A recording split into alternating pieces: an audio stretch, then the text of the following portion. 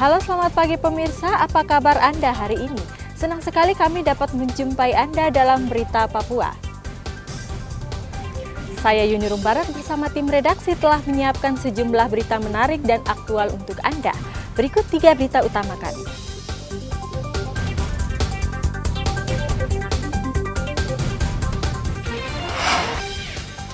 Marah keluarganya dilecehkan, warga Wosi Manokwari blokade jalan.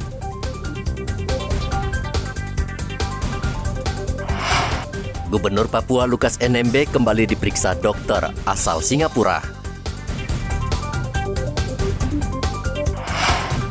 Antisipasi perang antar 2 kelompok di Kuamki Narama, polisi bongkar tenda 2 kelompok.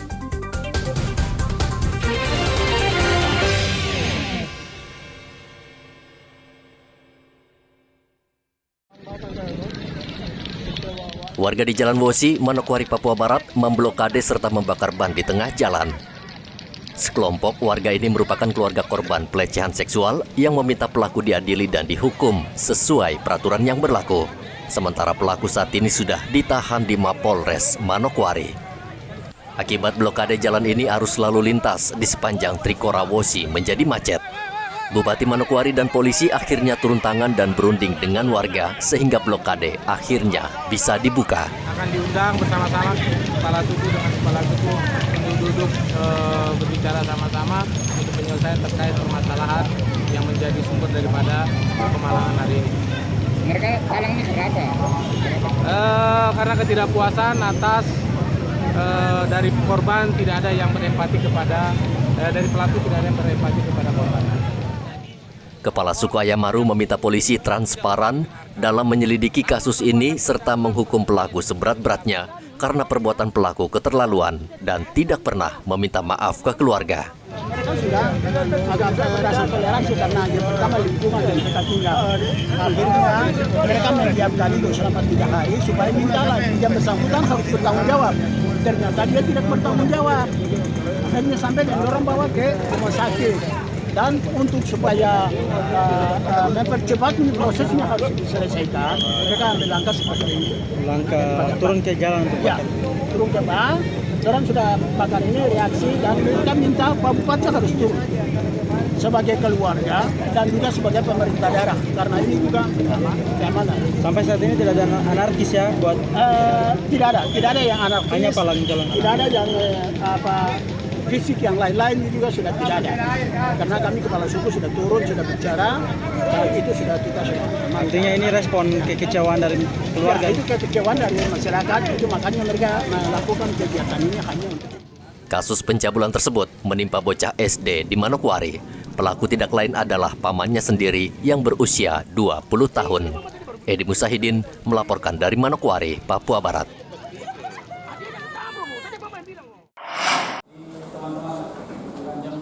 54 warga yang mengaku korban penipuan dengan pihak pengembang perumahan mengamuk dan marah di kantor Polres Merauke ketika polisi berusaha melakukan mediasi. Warga mencaci maki pihak pengembang yang dianggap telah menipu hingga warga menderita kerugian miliaran rupiah. Warga mengaku sudah memberikan uang panjar bervariasi, mulai dari 60 hingga 200 juta rupiah. Namun rumah yang dijanjikan tidak kunjung dibangun. Para calon pembeli ini akhirnya kesal dan meminta uang mereka kembali. Warga makin marah ketika mendengar pihak pengembang akan mengembalikan uang secara bertahap sesuai dengan aturan yang dibuat pengembang. Pembatalan serta pengambilan dana secara manajemen dan aturan perusahaan. Adapun proses Salah satu warga, Mutiara, mengatakan sejak tahun lalu telah menyerahkan uang ke pihak pengembang lebih dari 200 juta. Namun hingga kini, rumah yang diimpikan tidak pernah ada. Sekitar 200 lebih, hampir 250. Nah, sudah berapa banyak itu? Sudah berapa lama uangnya yang diserahkan sudah berapa? Dari lama? tahun 2021 sampai sekarang. Nah, pada waktu menyerahkan duit itu, ibu udah tanya-tanya gimana gitu? Tanya, iya untuk DP rumah. DP rumah. Nah, terus ibu udah dijanjikan di sini letaknya di mana katanya? Sudah, pertama di awal itu dikasih nomor rumahnya nomor 1 sama nomor 8. Habis itu dipindahkan lagi ke belakang nomor 57 sama 63. Tapi sampai sekarang bangunannya belum terdiri. Korban PT Elora. PT apa? PT Elora. Elora ya. Ya, PT Elora Abadi Papua. Ya, kami di sini sebagai korban, kami sudah melakukan transaksi.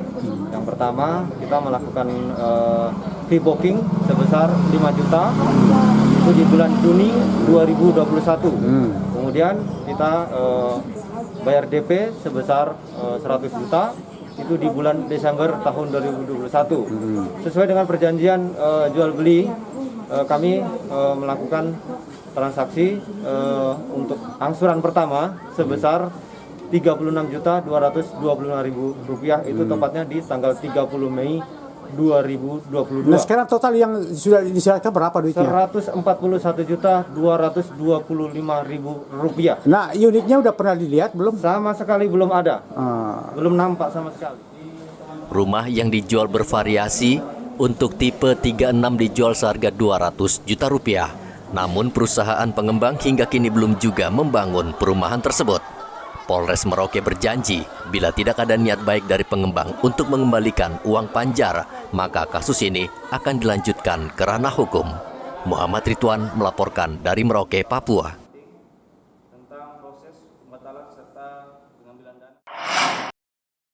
Tim medis dari Singapura Senin kemarin memeriksa kesehatan Gubernur Papua Lukas NMB di kediamannya di Koya, distrik Moratami. Tim yang terdiri dari 3 dokter ahli dan 1 perawat tersebut berasal dari Rumah Sakit Mount Elizabeth. Petrus Balapationa mengatakan pemeriksaan medis terhadap Lukas NMB diawali dengan pengambilan sampel darah, penyuntikan, serta pemberian obat. Hasil pemeriksaan ini menurut Petrus akan dilaporkan atau didiskusikan dengan tim dokter yang ada di Singapura. Pemeriksaan berlangsung kira-kira 2,5 jam. Yang mereka lakukan cukup lengkap. Diawali dengan pemeriksaan pengambilan darah dan terakhir dengan suntikan. Kemudian diberikan obat. Hasilnya memang menurut keterangan Bapak Dr. Tony akan dikomunikasikan dengan tim dokter Singapura karena hasilnya dari pemeriksaan ini akan dilakukan melalui via Zoom untuk langkah-langkah ke depan seperti apa. Tapi kondisi Bapak Lukas juga masih tetap seperti semula, yaitu masih sakit. Jadi intinya tadi ada 3 dokter dan 1 perawat melakukan pemeriksaan kurang lebih 2,5 jam di kediaman Bapak Lukas. Ya, dan ada tindakan penyuntikan yang menurut dokter obat atau apalah, karena kami hanya menyaksikan saja. Lukas NMB sudah ditetapkan menjadi tersangka oleh KPK, namun Wamendagri John Wempi Wetipo menegaskan status Lukas NMB masih tetap sebagai Gubernur Papua yang sah, karena Kementerian Dalam Negeri tidak mau mencampuri persoalan hukum yang kini dihadapi Lukas. Dengan sekarang yang ada, beliau punya kewenangan untuk bisa lakukan apa saja sepanjang belum ditindaklanjuti, kan begitu ya. Jadi kita juga harus jaga keseimbangan ya toh, supaya tidak boleh ada gejolak, proses penyelenggaraan pemerintahan di Papua bisa berjalan dengan baik gitu ya. Ini kan bukan ranahnya Kemendagri, ini kan ranahnya penegak hukum. Kita tidak ada urusan, kita hanya fokus untuk bagaimana pelayanan publik, khususnya penyelenggaraan pemerintahan ini tidak boleh mandek hanya karena para pejabat tidak melaksanakan tugas dengan baik. Kan itu saja yang kita kawal gitu. Ya, supaya tidak boleh terhenti gitu ya. Begitu, supaya rakyat yang datang itu kan bisa terlayani dengan baik gitu. Jangan sampai hanya karena desakan terus kemudian mereka tidak lakukan pelayanan publik dengan baik, rakyat merasa terabaikan, kan begitu. Supaya tidak boleh opini yang negatif muncul. Ini yang kita jaga keseimbangan supaya Kemendagri bisa memastikan untuk penyelenggaraan pemerintahan bisa lebih baik. KPK kesulitan membawa Lukas NMB ke Jakarta untuk menjalani pemeriksaan. Lukas mengaku sakit sehingga sulit berjalan dan berbicara. KPK berencana memeriksa kesehatan Lukas di kediamannya di kota Jayapura. Namun Gubernur Papua ini lebih mempercayai tim medis asal Singapura. Audi Rampengan melaporkan dari Jayapura, Papua.